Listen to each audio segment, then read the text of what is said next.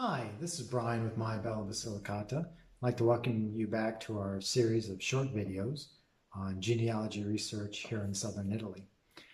Today we want to talk a little bit about the civil records, which are going to be probably the most common records that you might use in researching your family history here in southern Italy. Living here in Italy, we understand and have to deal a lot with Italian bureaucracy. And Italian bureaucracy just loves paperwork. Even now, with the age of computers, a lot of things are done in paper form.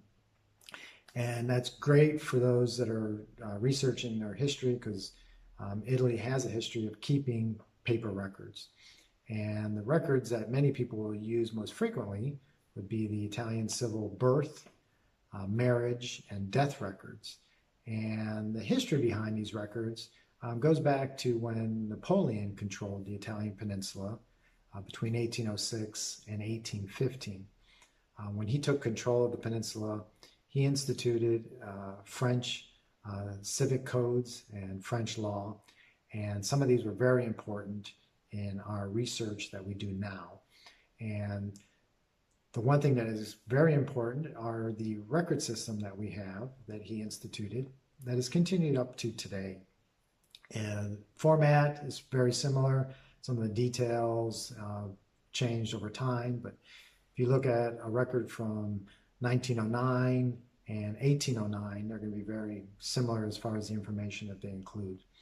So the law was instituted in 1806, but the records you usually won't find until 1809.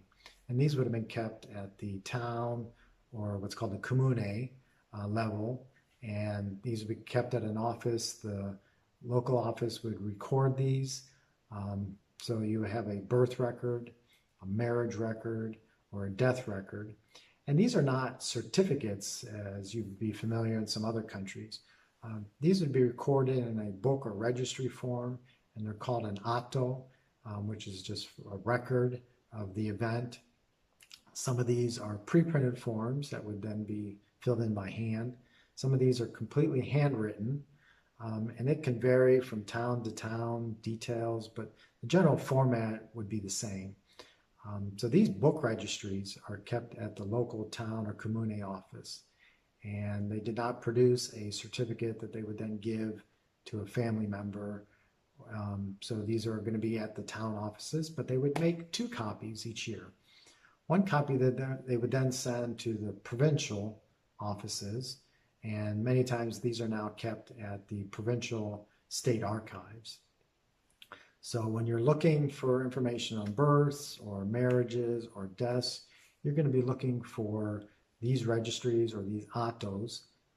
You're not going to generally find a certificate, though that can be a word we might use, but you're talking about a book registry and the records that are kept in these books. So these are very important records. And it's great that here in the South, even after Napoleon was removed from power in 1815, the Kingdom of Naples and 2 Sicilies continued to use the same format. That was then continued after the unification of Italy. The Italian Kingdom adopted the same format, and we still use a similar format today. So it's great to have that continuation going back to 1809. So glad that you were able to join us for this session on Italian civil records.